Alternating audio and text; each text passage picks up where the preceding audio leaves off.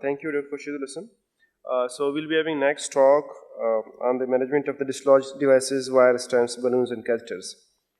The presenter is Professor Abdul Hakim. He is the Director Cath Lab at NSCAD. Welcome, sir.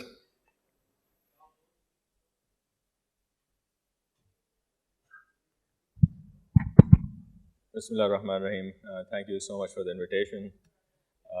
Actually, Naeem Mangal called me about, which one? Okay. About 5 minutes ago, told me I have a talk. So I was under the impression my talk would be tomorrow. So, but I did put a couple of slides while I was flying here this morning, so hopefully I think I'll be able to get the message across. So what you have to understand is each time we get anything introduced in the human body through a catheter, it can break and it can get dislodged. It could be anything. Anything that enters the human body can break off and be dislodged. So then you are working through literally a 2 millimeter axis to the human body, and sometimes you end up putting several structures, if left in place, could be catastrophic.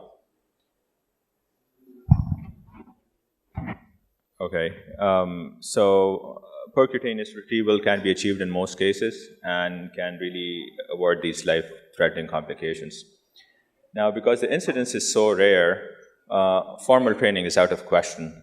So I'm addressing a crowd of mostly trainees here, and if someone tells me that he has retrieved 10 stents or 10 wires, that would be impossible to believe. And expertise will come once you go into practice, and it's a function of volume. So if you do 100 cases a year, it'll take you 10 years to find a couple of lost stents. But if you're doing 500 within your first year, you're going to have an opportunity to troubleshoot. And again, it has a learning curve, and people have innovated multiple things themselves.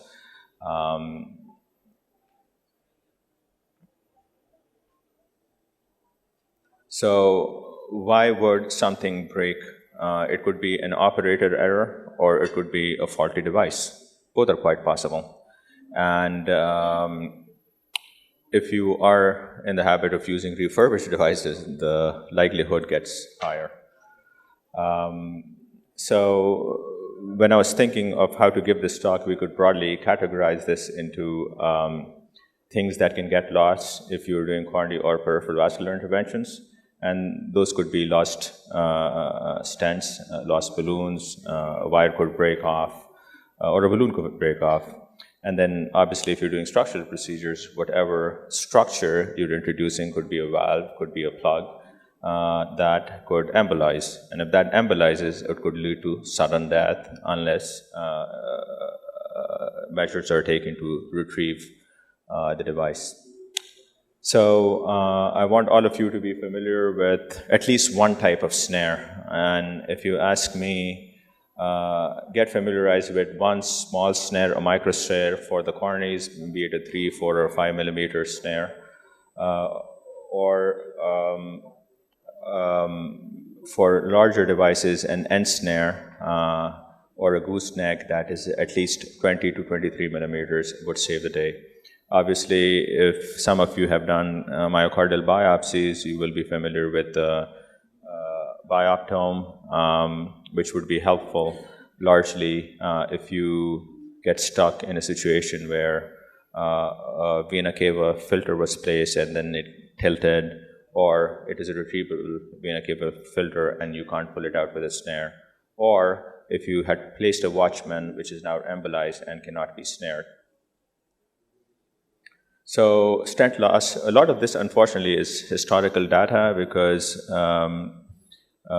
we've come a long way as far as complex PCI is concerned, and everybody now pays meticulous attention to lesion preparation and other things, and does rotational atherectomy. So really the incidence of stent loss really has gone down, but it was up to almost 3% in the 1990s, and usually, if you ask me, it's about 0.1 to 0.2%.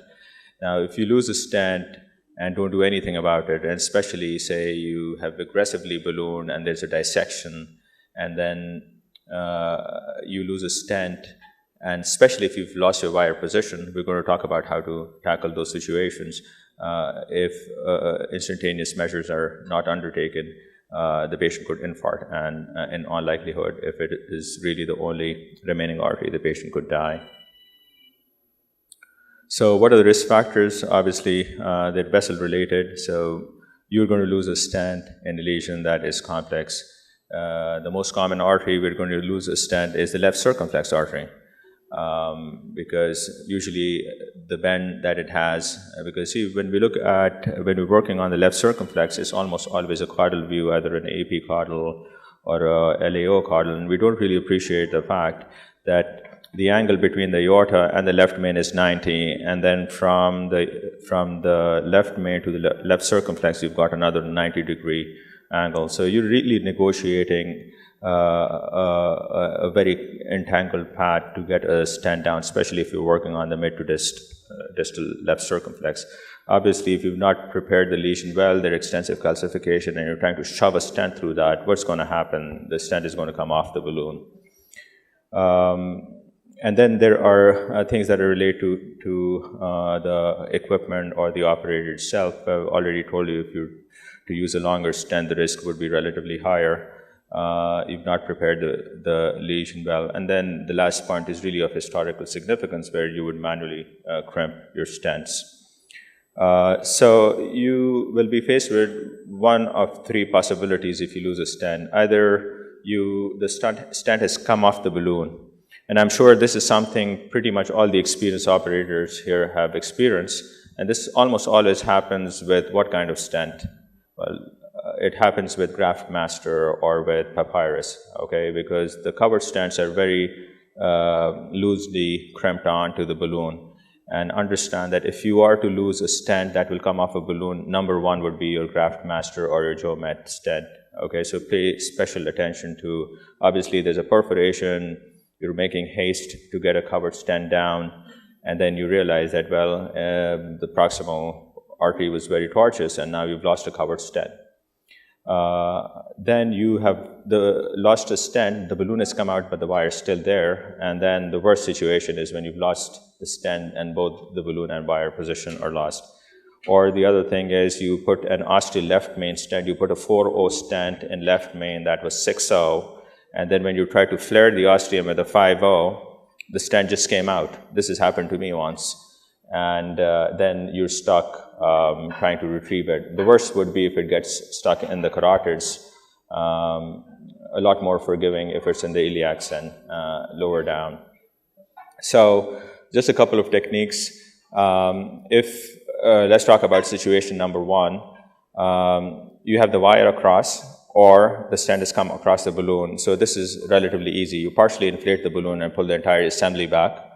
And if there is no dissection, one would assume that the lesion has been prepared well before you stented. You could take the entire assembly out. Situation number two is the balloon is not going through the stent, so you could take a much smaller balloon, say a 1.5 balloon or a 1.2 balloon, cross it, again inflate it, and then pull the entire system out. Or if you still have wire, you could take a second wire across the stent and then really entangle the wire and kind of make a knot distally and try to pull the entire thing out. Or you could use a micro snare as long as you have wire position. The concept is essentially the same. You are trying to grab onto the stent and pull it out.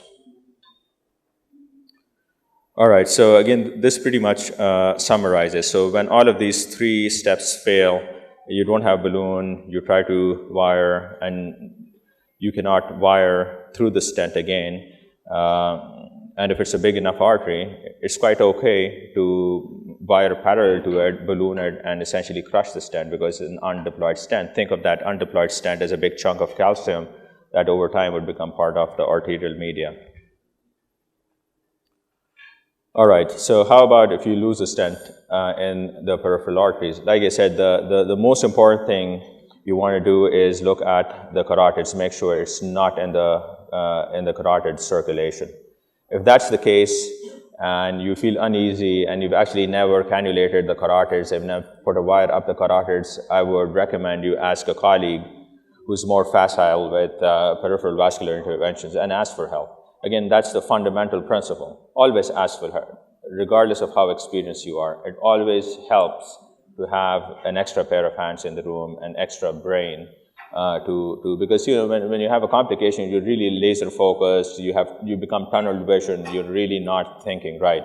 So if you've got another colleague, and it could be your fellow who's just started, and he could tell you the obvious, which you would have figured out on a normal day, but because your adrenaline is so high, you are not thinking right. So carotid stent embolization, they must be retrieved. If it is in the iliacs, if it goes into the internal iliacs, leave it alone. Don't mess around with it. If it's in the common femoral artery, am I running out of time? Okay. All right. Sorry. So if it's in the lower extremities, try to pull it out. But if it's in the profunda, leave it alone. Wires can also get fractured if you over-rotate. How many fellows literally rotate the wire 360, 720, 1080?